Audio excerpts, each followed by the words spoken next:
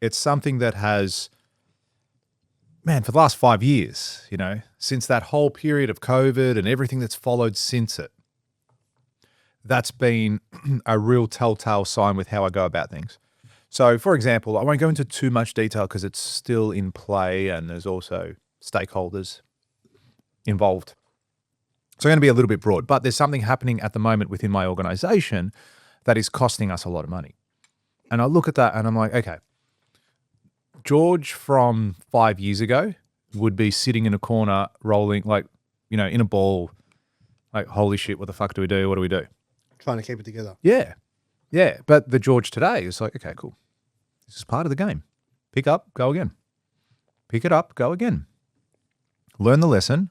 It's a bitter pill to swallow, but it has to be swallowed. You can't run away from it. It's not going to go away. It's still going to happen regardless of what you do. So pick up, go again. And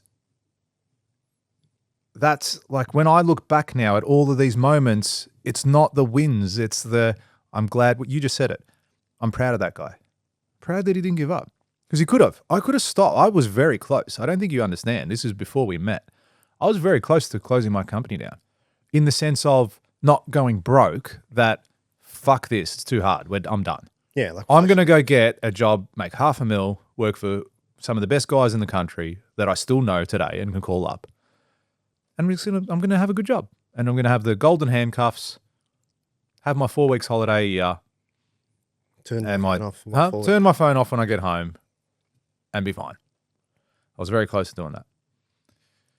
Anyway, but I didn't. And I'm proud of that guy that said, fuck it, go again. Go again. Because it can happen. It can still happen. And that's where it's at now. Like, it's still, like, it's a bitter pill to swallow. It's a hard one, but you got to regroup and go again. Go again. Go again. And it will turn. It will turn because you don't give up. You don't stop. You keep going. With our events, we spoke about it, I think last episode or the episode before. We had a really good tour recently when we went to Melbourne and Sydney. I'm like, okay, well, it was a good tour. We're starting to get the runs on the board. We're starting to fine-tune all the little details within everything we do, and it's resulting in sales. Like, okay, maybe that's what we need to do. Maybe that's what we need to do more of. And it wasn't huge tweaks that we made, but it's taken 2 years, 2.5 years of doing live events, flying all across the country. Now we're going to Perth. Shout out to Perth.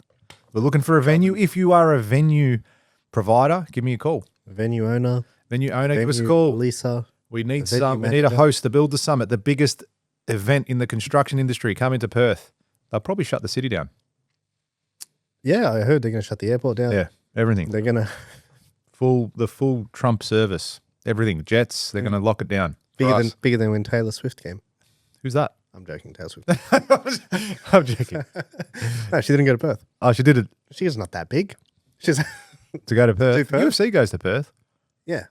UFC goes there. They go to Perth over Melbourne, which I find odd. Why do you reckon that is? Why do they go to Perth over Melbourne? Dana White doesn't like the cold. I think he's going to say he doesn't like the Melbournes. Doesn't like Dan Andrews.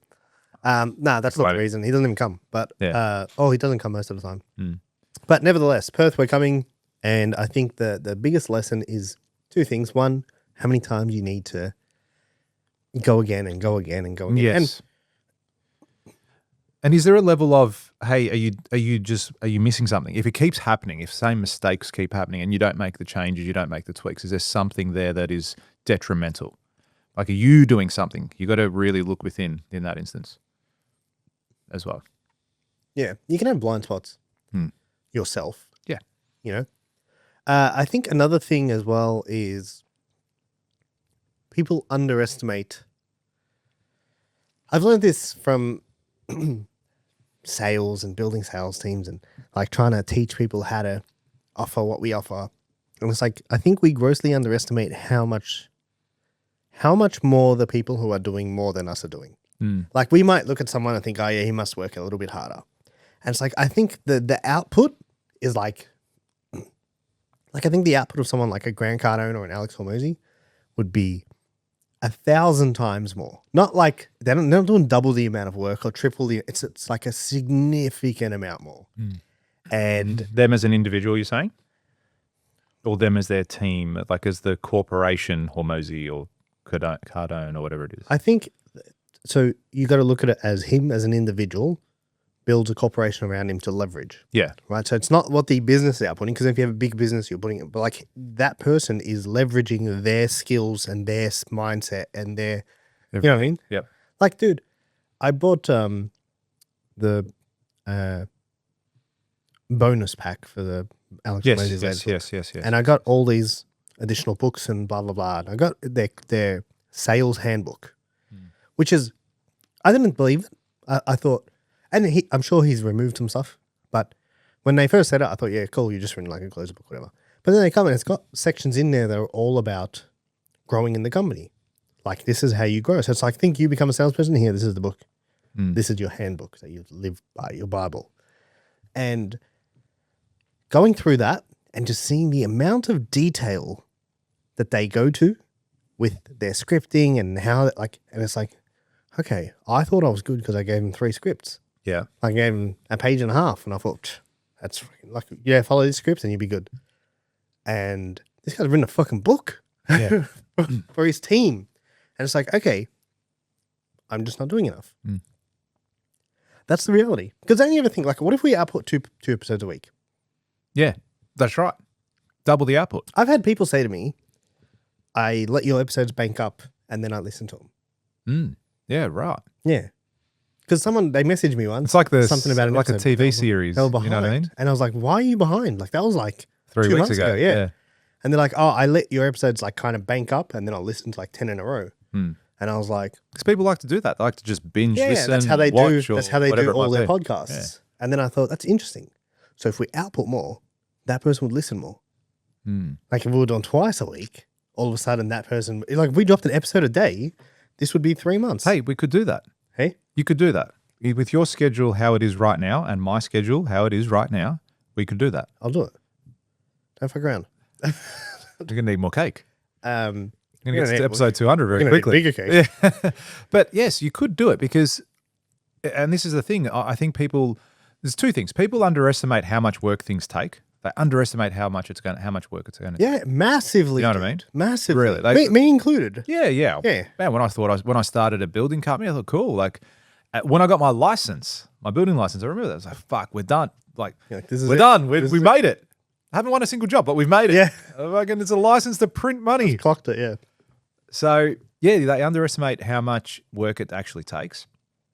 And aside from that, though, as busy as you are, like so many of you listening to this right now, you're probably driving, you're doing it on a walk, you're not doing it during business hours. You're probably focused on what you're doing at a certain task.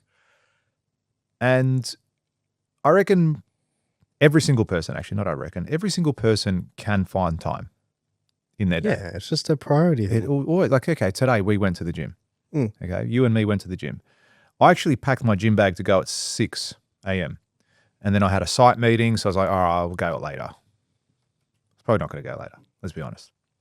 Regardless, you came in and saw me this morning. You said, hey, I'm going to go to, you wearing your gym gear. I said, you're going to go to the gym. It's like, yep, cool. I said, oh, I'll come with you. You're like, yeah, sweet. 1 o'clock came, went in. Now, I had plenty of work to do, heaps of work. But I said, no, fuck it, let's go to the gym. That's what we said we were going to do. And I feel better. You feel better. You feel more refreshed. You feel awake. Like, it was great. Yeah. It was great. And you kind of get a break from all the nonsense for a bit. You're that's like, right. Just leave me alone for a bit. I'm just going to go here. Yeah. And then like you'll have ideas and things will come to you when you're there and you're like, oh, fuck, like I need to do that thing. Let me just quick take a note. Quick write this down. Like quick send the message to someone. Yeah. And it's like, it's freaking great, dude. It is. But the whole point of that story was you can find the time. It's an excuse. When you say you're too busy to do something, it's an excuse. If you like that clip and you want to watch another one, click just over here. And if you want to watch the full episode, click just over here. Don't forget to subscribe to the channel, and thanks for watching.